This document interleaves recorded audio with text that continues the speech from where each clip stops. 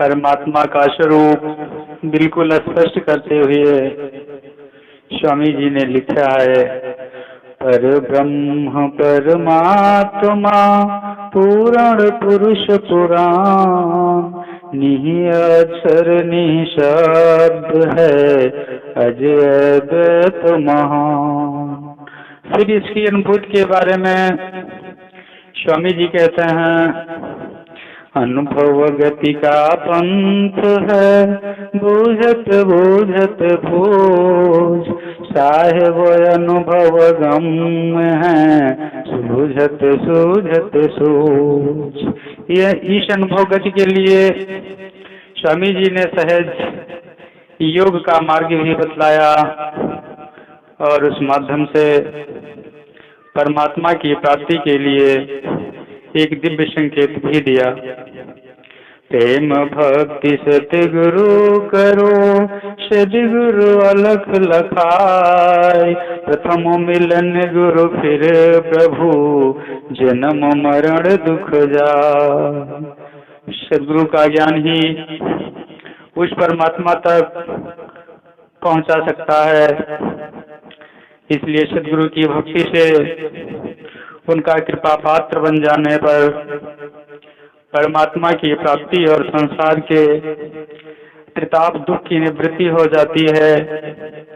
यही जीवन का लक्ष्य होना चाहिए।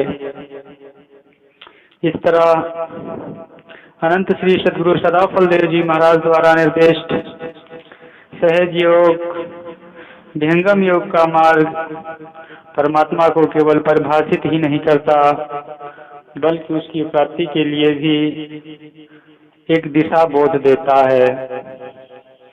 जहाँ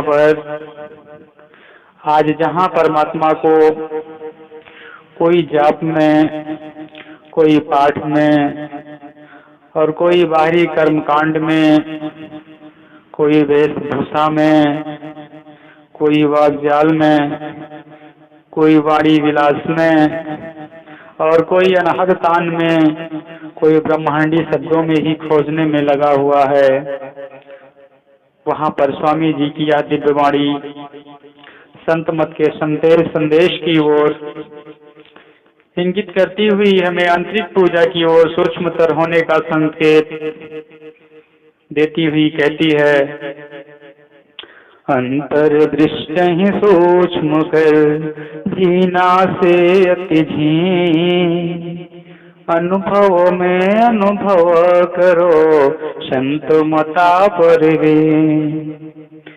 यही तो आंतरिक पूजा का विधान है, जिसे सदगुरु के संरक्षण में सीखा जाता है। विहंगम योग संदेश के माध्यम से इसी आंतरिक पूजा के मार्ग को समर्थ सदगुरु की छत्र छाया में सीखने के लिए जिज्ञासुओं का आह्वान किया जाता है। हर अंक में ऐसी पठनीय सामग्री उपलब्ध कराने का प्रयास किया जाता है, जिससे हमें ब्रह्म विद्या विहंगम योग के सैद्धांतिक एवं क्रियात्मक पक्षों पर अधिक से अधिक जानकारी मिल सके।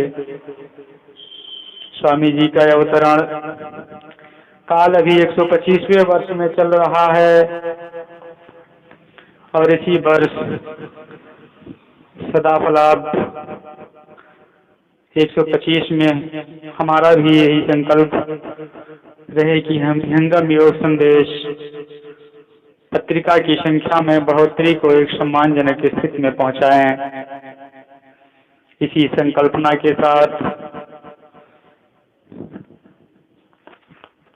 यह अंक आप सबके हाथों में समर्पित है। भोग संपदा जगत के त्याग विपिन लिए वास, कंद मूल फल असन है कवने सुख की आस। वैराग्यवान पुरुष संसार के समस्त भोग और संपत्ति का त्याग करके वन में जाकर निवास करते हैं और वे वन के कंदमूल एवं शाक फल खाकर जीवन निर्वाह करते हैं, वह किस सुख के प्राप्ति के लिए इतना कष्ट सहन कर रहे हैं। संसार के विषय राग से उपरम होने पर ही महाप्रभु का भजन होता है। त्याग और वैराग्य की महती महिमा है। आगे स्वामी जी लिखते हैं, सुख सुख सब कोई कहे, सुख न जाने को, अंतर आत्मा योग विदन सुख सो। सुख सुख सब कोई कहता है, किंतु सुख को सद्गुरुहीन कोई नहीं जानता। आत्मा और अंतरात्मा के संबंध से योगिक सुख प्राप्त होता है। योगिक अर्थात योग संबंध सुख ही वास्तविक सुख है। इसी को परम आनंद कहते हैं।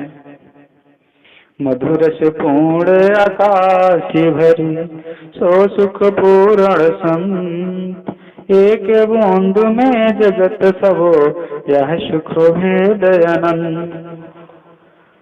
पूर्ण सोमरस आकाश में भरा हुआ है। उस पूर्ण सोमरस का संत जन पान करते हैं। इसकी बूंद जगत में पूरे संसार में गिरती है। जिसको संसारी पीकर विषय रस से उन्मत्त होकर अपने जीवन को नीचे गिराते हैं। वह ब्रह्मरस पूर्ण आकाश में है और इसकी एक बूंद के समान विषय रस का सुख है। यही ब्रह्म सुख और इंद्रिय जन प्राकृतिक सुख में अंतर है। पूर्ण पूर्ण सुख मिले, पूर्ण पूर्ण जान, पूर्ण पूर्ण वाद है, पूर्ण पूर्ण ज्ञान। पूर्ण परब्रह्म के प्राप्त होने पर सुख मिलता है, पूर्ण सुख मिलता है और पूर्ण रूप से पूर्ण ज्ञान भी प्राप्त होता है। पूर्ण का पूर्ण सिद्धांत है, इसलिए उसकी प्राप्ति होने पर ज्ञान विज्ञान भी पूर्ण हो जाते हैं।